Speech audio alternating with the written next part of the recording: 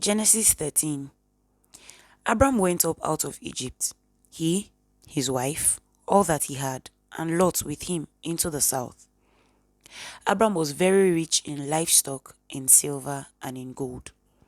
He went on his journeys from the south even to Bethel, to the place where his tent had been at the beginning, between Bethel and Ai, to the place of the altar, which he had made there at the first. There Abram called on the name of Yahweh. Lot also, who went with Abram, had flocks and herds and tents. The land was not able to bear them, that they might live together, for their substance was great, so that they could not live together. There was a strife between the herdsmen of Abram's livestock and the herdsmen of Lot's livestock. And the Canaanites and the Perizzites lived in the land at that time. Abram said to Lot, "Please, let there be no strife between me and you, and between my herdsmen and your herdsmen, for we are relatives. Isn't the whole land before you? Please separate yourself from me.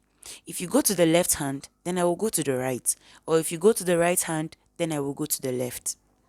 Lot lifted up his eyes and saw all the plain of the Jordan, that it was well watered everywhere, before Yahweh destroyed Sodom and Gomorrah, like the garden of Yahweh, like the land of Egypt, as you go to Zoar. So Lot chose the plain of the Jordan for himself. Lot traveled east, and they separated themselves the one from the other. Abram lived in the land of Canaan, and Lot lived in the cities of the plain, and moved his tent as far as Sodom. Now the men of Sodom were exceedingly wicked and sinners against Yahweh. Yahweh said to Abram after Lot was separated from him, "Now lift up your eyes and look from the place where you are, northward and southward and eastward and westward. For all the land which you see, I will give to you and to your offspring forever.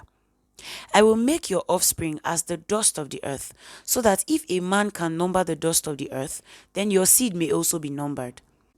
Arise, walk through the land in its length and in its breadth, for I will give it to you." Abram moved his tent and came and lived by the oaks of Mamre, which are in Hebron, and built an altar there to Yahweh.